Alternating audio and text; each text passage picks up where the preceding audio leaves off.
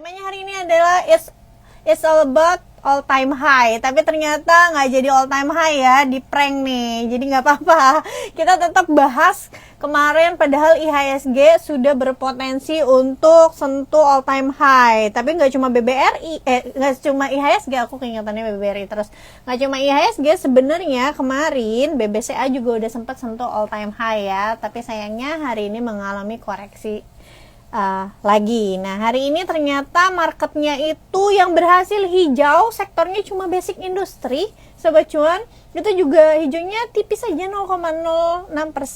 Yang lainnya semua merah-merah, terdalamnya ada di properti, industrial, finance hari ini dalam ya, 1,88%, wajar karena ternyata hari ini juga saham-saham seperti BCA, BBRI, BBNI, Bank Mandiri koreksinya cukup dalam, dan keempat bank ini tentunya index mover beserta Goto. Jadi kita melihat hari ini IHSG-nya makanya koreksinya cukup dalam gitu.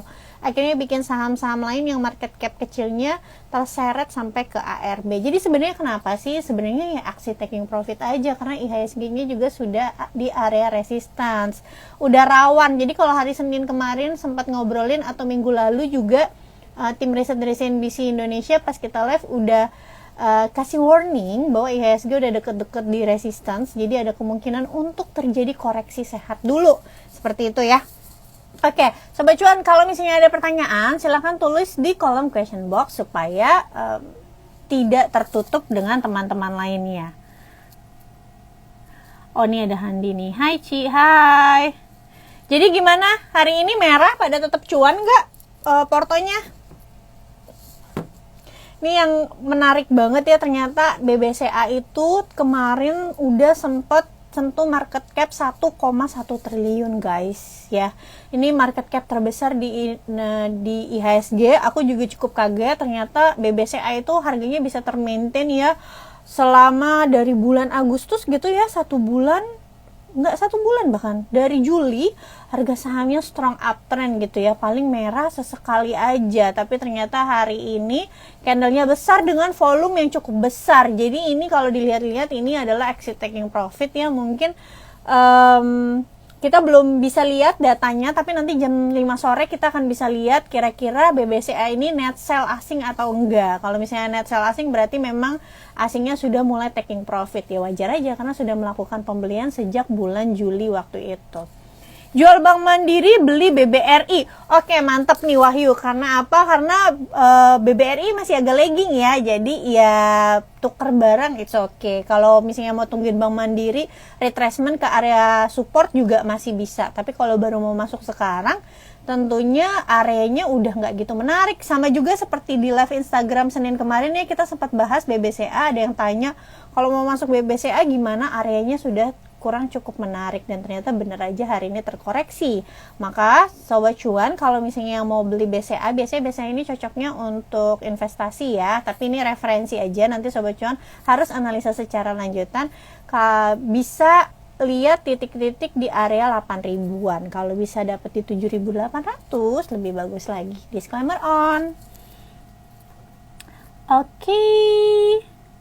Ada yang merah, ada yang cuan. Iya, pasti ada yang merah, ada yang cuan. Biasanya kalau yang merah baru beli ya, portfolio merah merona. Oke, kita jawab pertanyaan dulu.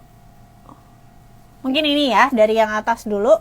Nanti coba bahas BBRI dong, penutupan tadi dia volumenya tinggi. Ya, tadi sesi 1 aku masih lihatnya volumenya tidak begitu tinggi ya. Ternyata di sesi 2 buangannya cukup deras nih. Untuk BBRI candlenya juga full ya, merah. Jadi kalau misalnya kita lihat sekarang tuh masih ada di area support Sobat Cuan, di area support ya, masih di dalam trendline. Tapi kalau misalnya besok terjadi penurunan, maka support selanjutnya bisa ke 4.450. Cuma kalau pandangan dari aku pribadi, untuk BBRI itu karena fundamental dan kinerjanya bagus, jadi sebenarnya kalau ada penurunan itu bisa Sobat Cuan pakai atau referensi untuk buy on weakness, seperti itu ya, kalau yang tujuannya adalah investasi. Karena menurutku pribadi BBRI itu termasuk salah satu bank yang pergerakan sahamnya tuh lagging. Jadi kalau lihat BBCA-nya udah naik kencang banget ya, sama Bank Mandiri tuh sampai all time high kalau nggak salah Bank Mandiri juga. Tapi BBRI-nya tuh masih main di kisaran 4.000-an aja gitu. Bahkan belum sempat tutup gap di area 4.800. Volumenya memang cukup tinggi, jadi bisa masuknya bertahap aja gitu ya, buy on weakness. Kalau Senin masih keluar. Tapi kalau misalnya ditanya gimana prospeknya, tentu aja masih bagus. Kemarin juga ada public expose ya, disampaikan bahwa target laba bersih dari BBRI sendiri adalah 40 triliun di tahun ini. Di semester 1 itu laba bersihnya sudah sampai 24 triliun, jadi masih sisa sekitar 40%-an lagi. Nah, kemarin juga CEO-nya Bank BRI menyampaikan ada kemungkinan di tahun depan dividen payout ratio yang diberikan itu sebesar 70%. Jadi harusnya di harga sekarang, kalau dividen payout ratio 70% itu, dividen yield-nya itu di harga saham saat ini berarti sekitar 4%-an gitu. Lumayan kan, lebih tinggi daripada naro deposito di Bank BRI sendiri gitu.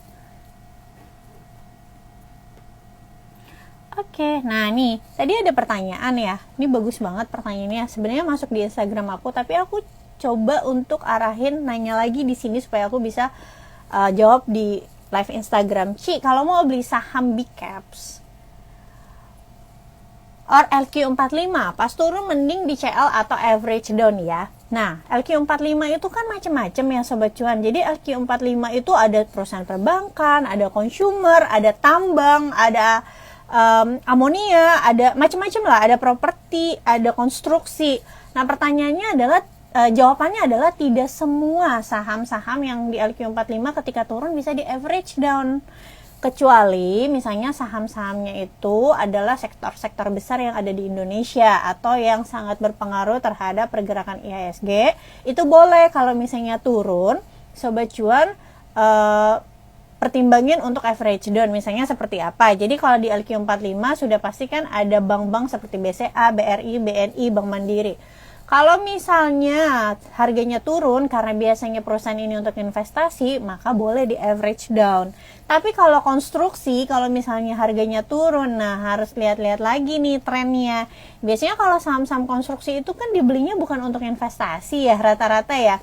Biasanya untuk momentum investing aja atau untuk swing trading aja. Kalau seperti itu ketika chartnya sudah tidak mendukung atau misalnya patah tren atau misalnya dia false breakout, berarti ya harusnya di cut loss, jangan di average down terus. Tapi kalau misalnya dia penurunannya masih ada di area trend line-nya, misalnya harga saham itu ketika naik dia kan memang ada retracement atau koreksi-koreksi yang wajar ya. Kalau koreksinya masih wajar, nggak jebol support, ya area situ boleh di average down. Kalau misalnya sebelumnya kalian itu masuknya agak ketinggian, seperti itu ya.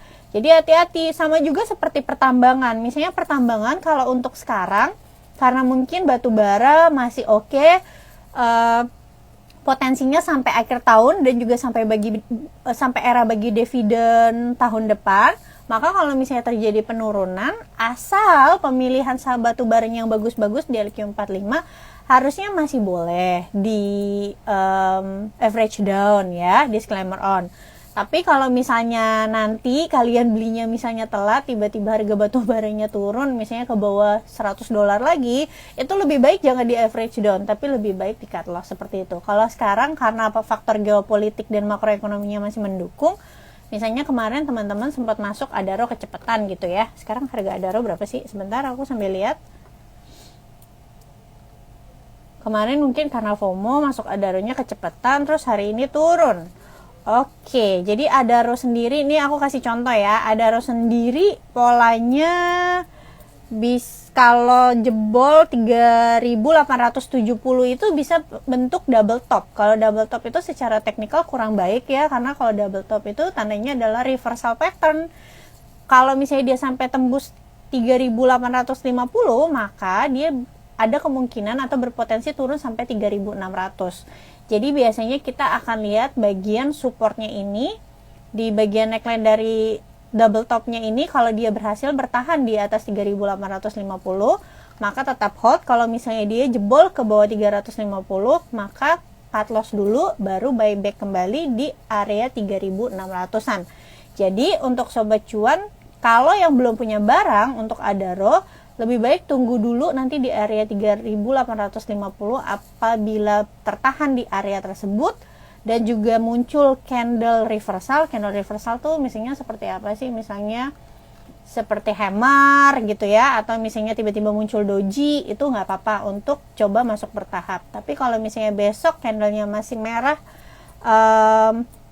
full merah seperti hari ini, full body sampai dia tembus support 3850 nya, better wait and see dulu dan tunggu di area 3660 sampai ya 3660-an lah, seperti itu.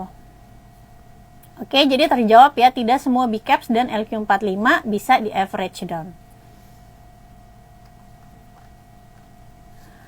Lanjut. Oke. Kak, kalau ada uang lebih mending investkan kemana? Obligasi atau saham? Obligasi dan saham itu sama-sama instrumen investasi, tapi sebenarnya karakternya sedikit berbeda. Kalau obligasi itu biasanya untuk orang-orang yang punya risk profile yang moderat, dalam artian mereka biasanya mau mendapatkan keuntungan, tapi biasanya orang-orang yang suka investasi di obligasi itu kurang suka terhadap fluktuasi harga yang terlalu tinggi atau volatilitas, atau misalnya penurunan dari investasi yang terlalu tinggi. Nah, orang-orang seperti ini cocoknya di obligasi. Misalnya nih, kalau kamu tipe investor yang nggak bisa lihat portofolio kamu minus lebih dari 10%, better kamu carinya yang obligasi gitu ya. Misalnya obligasi pemerintah. Kalau obligasi korporasi biasanya butuh modalnya agak gede. Obligasi pemerintah itu memang returnnya kecil ya, sekitar 5%-an, tapi resikonya itu sangat aman, apalagi gagal bayarnya tuh hampir kecil. Kenapa? Karena biasanya pemerintah itu udah siapin dana untuk bayar obligasi mereka, kalaupun nanti ada apa-apa tiba-tiba nggak bisa dibayar ketika jatuh tempo, biasanya negara bisa cetak duit gitu. Jadi ini adalah salah satu instrumen investasi yang aman. Kalau saham itu cocoknya adalah investor-investor yang memang menyukai return yang tinggi, tetapi juga harus paham resikonya juga tinggi gitu ya. Bisa sih cari saham-saham yang resikonya cenderung rendah, misalnya saham-saham yang kasih passive income. Oke, ibarat kayak, Kak, aku kalau misalnya obligasi terlalu kecil, passive income-nya misalnya cuma 5%, belum dipotong pajaknya kan kalau nggak salah 10 atau 15%. Ya udah, berarti maunya di saham. Di saham juga ada saham-saham yang pergerakannya itu cenderung stabil ya, harganya nggak kemana-mana gitu ya. Misalnya saham-saham seperti BJBR, terus juga BCTM, tapi kasih dividend yield-nya itu sekitar 7% gitu ya, di atas dari bunga atau return obligasi itu sendiri. Jadi ibaratnya kita dapat saham perusahaannya, tapi kita juga dapat dividennya gitu. Cuma balik lagi, karena ini saham ada faktor penurunan harga. Emang kalau obligasi nggak bisa turun ya harganya? Bisa. Kayak kemarin bulan April waktu pas The Fed naikin suku bunga, yield naik, ya itu pasti harga obligasi turun. Tapi harga obligasi turun itu di secondary market. Kalau kita pegangnya sampai jatuh tempo, harusnya tidak mempengaruhi return kita, return dari bunga kita. Seperti itu.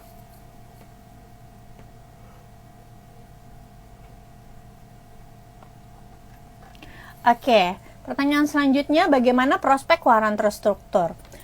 Jadi ini banyak yang masih bingung ya tentang waran terstruktur ini, karena ini sebenarnya produk baru di Indonesia. Sebenarnya dulu udah pernah ada setauku tahun 2010, tapi abis itu nggak tahu kenapa dihilangin dan sekarang diadain lagi. Jadi ini tuh mirip sama option yang ada di bursa luar. Option bukan binary option ya, Sobat Cuan, dan ini legal, memang bursa yang meluncurkan.